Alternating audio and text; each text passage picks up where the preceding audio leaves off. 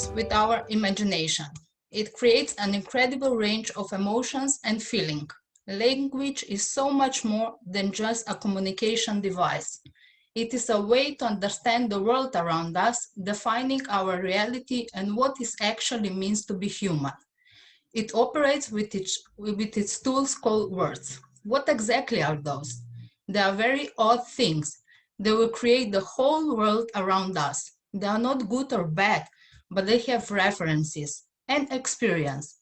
Specific memories can be evoked, and words are not thoughts, just like bricks are not home. They reflect traditions, belief, everything that happens, it happens because of them.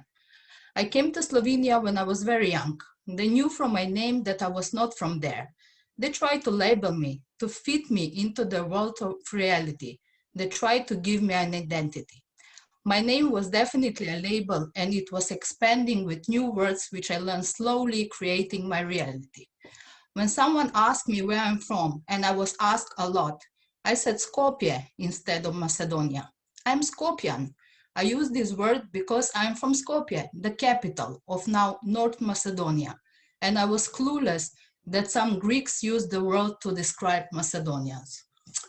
Often when I used word Skopje or Skopjan, I was accused of denying my roots, especially because I left my country and I lived in Slovenia. Often when I said I'm going to Skopje, people replied, "Oh, you mean Macedonia?" The same people said that they were going to Paris instead of France. My intention wasn't to insult anyone. My words or words was that I truly felt as a Skopjan more than Macedonian, and my description of myself as Skopjan wasn't equal to the Greek interpretation as some people might have thought. The Skopje word was my identity more than the word Macedonian was. Words fail or succeed based on what truth or reality they represent to the audience. I read in 2006 that the project named Skopje 2014 is coming.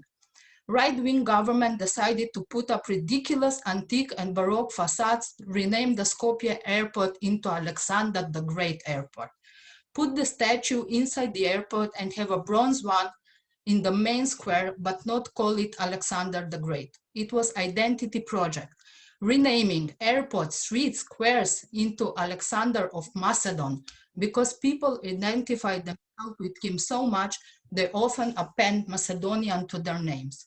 The purpose of this is to demonstrate Macedonian roots, the antique Macedonian, the ancient Greek state. They were angry because they were recognized internationally as Fyrom, former Yugoslav Republic of Macedonia, and not by its constitutional name, Macedonia. While reading about Skopje 2014 project in Slovene, I wasn't fully aware what it meant. I knew that the whole project is bizarre.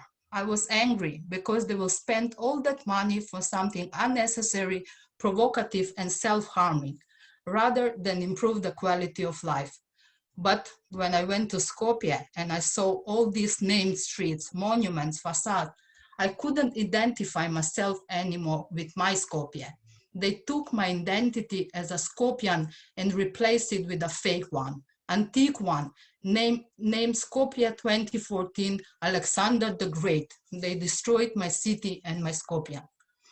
Why wasn't I that emotional when I read it in Slovene? What was that difference?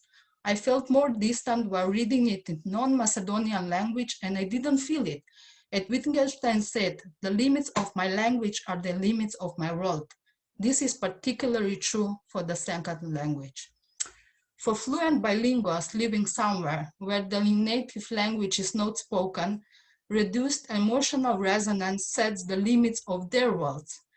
While your language skills can be more than adequate, not being able to fully structure your surroundings through language might leave you feeling alienated, not a part of the society you live in.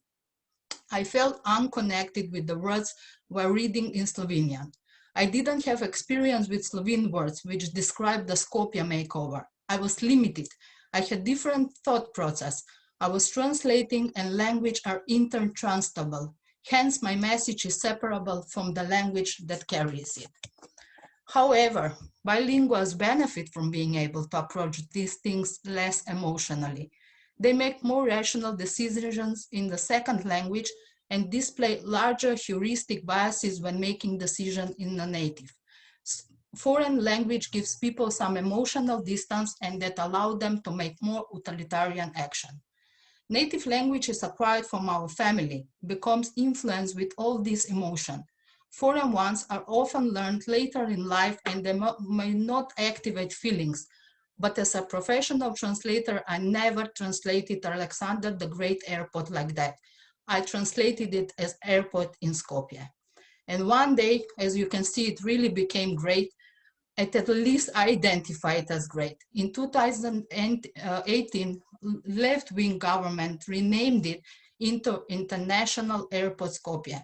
Suddenly became international. Isn't that great? It's modern, connected, instead of something stuck in the past. And Fyrom and North Macedonia are the same country? No, the latter is in NATO, while the former wasn't. Word Skopjan can be a name for Macedonians if your identity is Greek, or an insult if your identity is Macedonian. Alexander can identify you as Macedonian if he is of Macedon, and Greek if he is of the Great. UK also have words that are same, but invoke different identities. Just think how you identify with the word Europe and how someone else might, and how rational your two different identities are, and how your name is making people assign you identity, maybe even with giving you new names. I changed my answer in the meantime. I'm from Slovenia. My national identity is up to you. It has always been. But knowing two words for the same concept is helping me to develop the understanding that something can be represented in more than one way, which helps me to understand other people's perspectives. I'm Ana, bilingual. Nice to